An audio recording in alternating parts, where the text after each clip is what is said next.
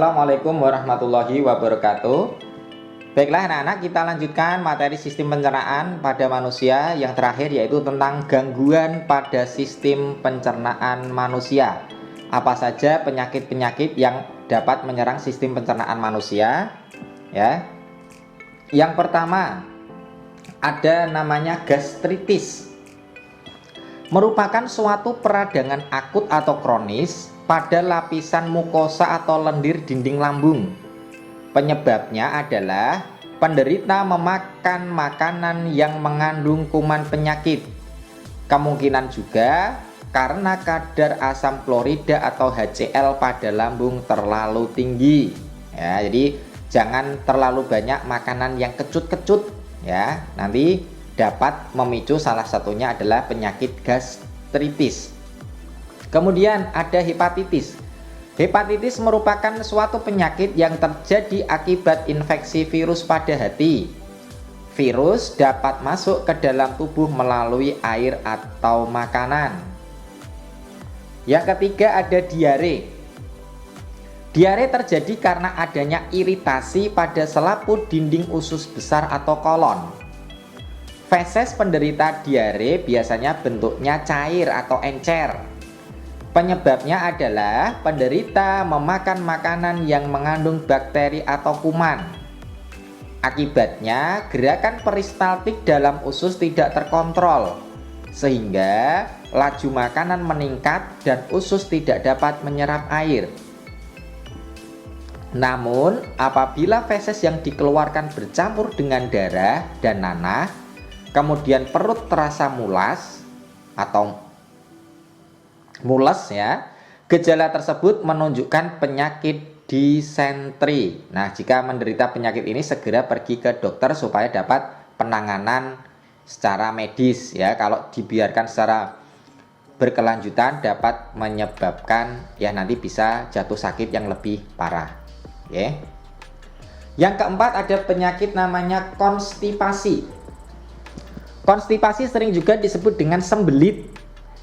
Adalah keadaan di mana yang dialami oleh seseorang dengan gejala feses mengeras, jadi eeknya itu keras sehingga susah untuk dikeluarkan. Sembelit disebabkan adanya penyerapan air pada sisa makanan yang kurang baik. Akibatnya feses kekurangan air dan menjadi keras. Hal ini terjadi karena kebiasaan buruk kita saat menunda-nunda untuk membuang air besar. Selain itu, juga karena kurangnya penderita dalam mengkonsumsi makanan yang berserat. Makanya harus banyak makan buah dan sayur-sayuran, karena kedua makanan tersebut banyak mengandung serat. Kemudian ditambah lagi dengan minum banyak air putih. Tadi sehari 2 liter atau 8 gelas air. Yang kelima, apendisitis. Merupakan gangguan yang terjadi karena peradangan appendix. Penyebabnya adalah adanya infeksi bakteri pada umbai cacing atau usus buntu. Akibatnya timbul rasa nyeri dan sakit. Yang keenam ada hemoroid atau wasir atau ambeien. Merupakan gangguan pembengkakan pada pembuluh vena di sekitar anus. Jadi penyakit ini ada di sekitar anus. Terjadi pembengkakan pada pembuluh vena. Orang yang sering duduk dalam beraktivitas dalam jangka waktu yang lama dan ibu yang hamil sering mengalami gangguan ini. Yang ketujuh ada penyakit MAH. Orang yang mengalami penyakit MAH memiliki ciri-ciri, salah satunya rasa perih pada dinding lambung, mual, muntah, dan perut kembung. Gangguan ini disebabkan meningkatnya kadar asam lambung atau HCl yang dipicu karena pikiran tegang atau stres, pola makan yang tidak teratur, dan lain sebagainya.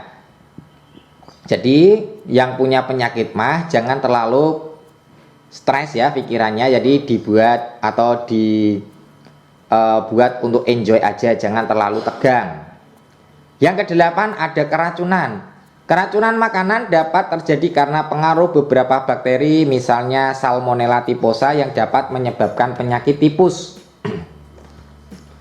Kemudian yang kesembilan ada penyakit tukak lambung. merupakan salah satu kelainan sistem pencernaan, yaitu kerusakan pada selaput lendir. Tukak lambung dapat disebabkan oleh kuman, toksin, ataupun psikosomatis. Kecemasan, ketakutan, stres, dan kelelahan merupakan faktor psikosomatis yang akhirnya dapat merangsang pengeluaran HCl di lambung. Jika HCl atau asam klorida berlebihan, maka selaput lendir lambung akan rusak. Yang ke-10, malnutrisi atau kurang gizi, yakni penyakit yang disebabkan oleh terganggunya pembentukan enzim pencernaan. Sebagai contohnya adalah penyakit kwashiorkor, yaitu penyakit akibat kekurangan protein yang parah dan pada umumnya menyerang anak-anak. Nah, itu beberapa gangguan yang terjadi pada organ atau pada sistem pencernaan manusia ya. Makanya kita harus lebih selektif dalam memilih makanan dan harus sering berolahraga supaya badan kita menjadi sehat ya. Sekian, semoga bermanfaat. Wassalamualaikum warahmatullahi wabarakatuh. Tetap semangat ya, dan terima kasih.